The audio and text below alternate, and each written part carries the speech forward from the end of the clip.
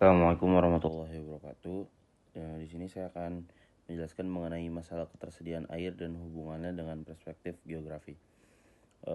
Berdasarkan video pembelajarannya itu, masalah utamanya yang terjadi adalah krisis air akibat meningkatnya kebutuhan manusia, pertumbuhan penduduk, perubahan iklim, serta pengelolaan sumber daya air yang kurang baik.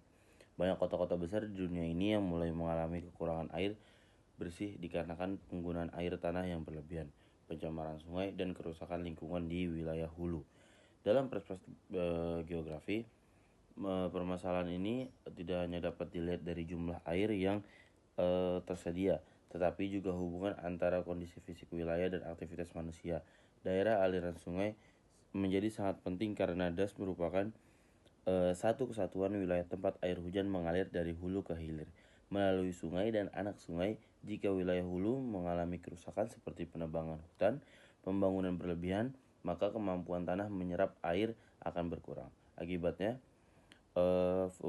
saat musim hujan itu dapat terjadinya banjir dan erosi. Sedangkan saat musim kemarau itu wilayah hilir akan mengalami kekurangan air. Selain itu juga penggunaan air yang berlebihan itu untuk industri, pertanian, dan kebutuhan perkotaan juga menyebabkan cadangan air itu juga semakin menurun. Jadi kayak seperti pencemaran limbah membuat kualitas airnya itu menjadi sangat buruk, tidak layak untuk digunakan. Nah, solusi yang bisa ditawarkan ini adalah pengolahan das secara terpadu dari hulu hingga hilirnya. Salah satunya melalui reboisasi itu atau penanaman kembali hutan di daerah hulu agar tanahnya itu mampu menyerap dan menyimpan airnya itu menjadi lebih baik.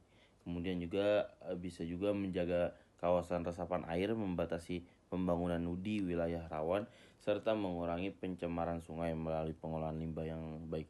Jangan membuang sampah atau bekas limbah di sungai dan masih banyak lagi. Selain itu juga dari masyarakat juga itu perlu menerapkan penghematan air dan penggunaan air secara bijak. Jangan terlalu memboros-boroskan air juga dan jangan terlalu dikurang-kurangkan. Pemerintah juga itu dapat memperbaiki sistem distribusi air jika tidak menjadi kebocoran serta meningkat edukasi tentang pentingnya menjaga sumber daya air. Dari pembelajaran ini dapat disimpulkan juga bahwa air merupakan sumber daya yang sangat penting bagi kehidupan. Oleh karena itu, pengolahan daerah aliran sungai harus dilakukan secara berkelanjutan agar ketersediaan air ini tetap terjaga untuk masa sekarang maupun masa depan. Terima kasih.